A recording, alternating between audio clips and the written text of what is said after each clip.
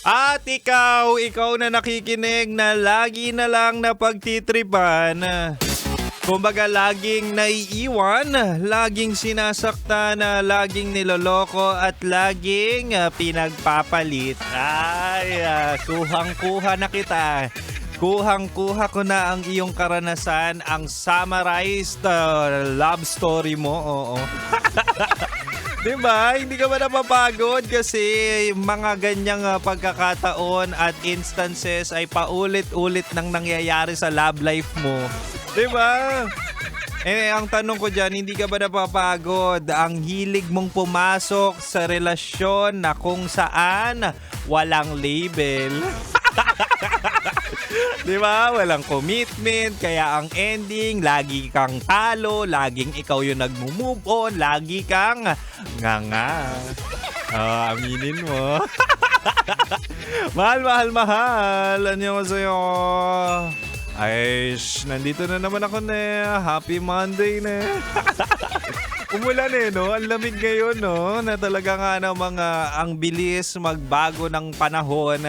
Katulad na rin ng pagtingin niya sa'yo, biglang ng lamig. At syempre, mahal, ngayong Monday evening, nakakasama mo, naririnig mo ang spicy opa mo sa radyo na kapag natikman mo, hahanap-hanapin mo. Ako to, mahal, si DJ Kim Chino at makakasama mo ko 69 tayo, 6 to 9 p.m. Diba, mahal? 69 naman tayo gabi-gabi. And syempre, bumalik na tayo sa ating topic. Oo, marahil meron ka ng idea at gusto kong aminin mo, mahal.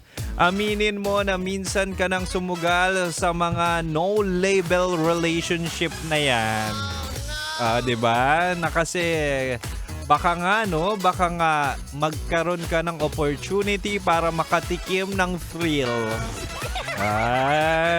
Ngayon, pwede rin ngayon, nandyan ka pa rin, di ba? Yung relasyong walang commitment pero magjowa ang turingan. Huy! Hindi magjowa pero talaga ka namang nagtitikiman. Di ba? Ang daming ganyan, no? Sige, alamin natin kung bakit sa panahon ngayon usong-uso ang no-label relationship. Bakit hinahanap nyo at talaga nga namang gustong-gusto nyo na walang commitment?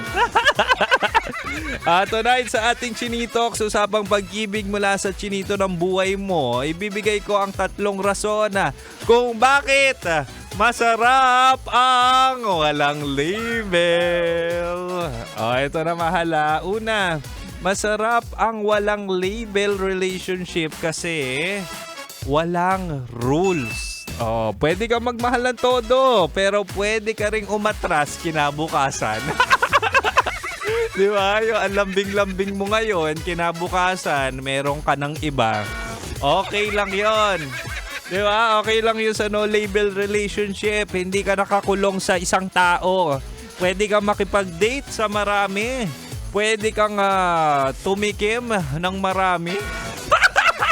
Ano ka, mukbanger? Hindi, pero totoo, pwede ka makipag-date at makisalamuha sa maraming tao kasi wala ka namang natatapakang karelasyon. Hindi cheating ang tawag doon, di ba?